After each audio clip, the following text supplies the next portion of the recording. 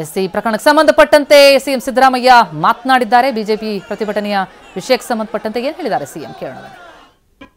ಇದಕ್ಕೆ ನೀವು ಕೇಳಿದ್ರ ಪ್ರತಿಭಟನೆ ಕುಂಭಮೇಳದಲ್ಲಿ ಭೋಜನ ಸತ್ರ ಮೊನ್ನೆ ಸತ್ರ ಅಲ್ಲ 242 ಜನ, ಅದಕ್ಕೆ ಯಾರು ರಾಜೀನಾಮೆ ಕೊಡಬೇಕು?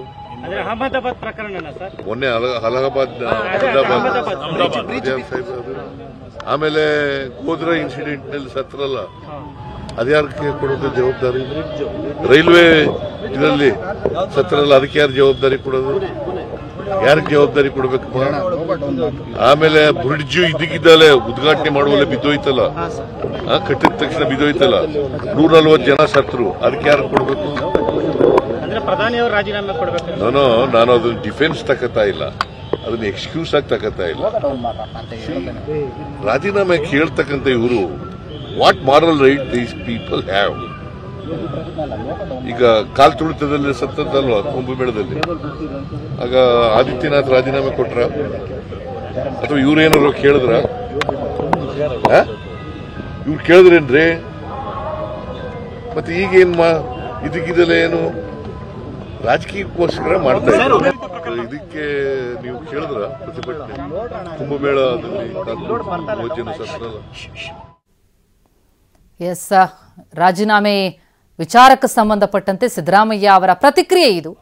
ಬಿಜೆಪಿ ನಾಯಕರುಗಳೇನು ರಾಜೀನಾಮೆ ಕೊಟ್ಟಿದ್ರ ಬೇರೆ ಬೇರೆ ಇನ್ಸಿಡೆಂಟ್ಗಳಾದಾಗ ಅನ್ನೋದ್ರ ಬಗ್ಗೆ ಸಿದ್ದರಾಮಯ್ಯ ವಿಪಕ್ಷದ ವಿರುದ್ಧ ವಾಗ್ದಾಳಿ ನಡೆಸಿದ್ದಾರೆ. ಇನ್ನು ಬೆಂಗಳೂರಿನಲ್ಲಿ ಕಾಲ್ತುಳಿತ ಪ್ರಕರಣದ ತನಿಖೆ ಚುರುಕಾಗಿದೆ. ಕೆಎಸ್ಸಿ ಅಧ್ಯಕ್ಷ ರಘುರಾಮ್ ಭಟ್ ಹೇಳಿಕೆಯನ್ನು ದಾಖಲಿಸಲಾಗಿದೆ.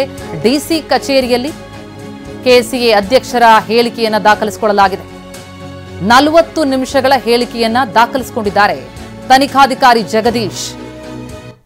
ಕಾಲ್ತುಳಿತ ಪ್ರಕರಣಕ್ಕೆ ಸಂಬಂಧಪಟ್ಟಂತೆ ಕೆಎಸ್ಸಿಎ ಅಧ್ಯಕ್ಷರ ಹೇಳಿಕೆಯನ್ನು ದಾಖಲಿಸಿಕೊಳ್ಳಲಾಗಿದೆ. ಈ ಪ್ರಕರಣದಲ್ಲಿ ಅಮಾಯಕ ಜೀವಗಳು ಬಲಿಯಾದವು ಕಾಲ್ತುಳಿತದಲ್ಲಿ.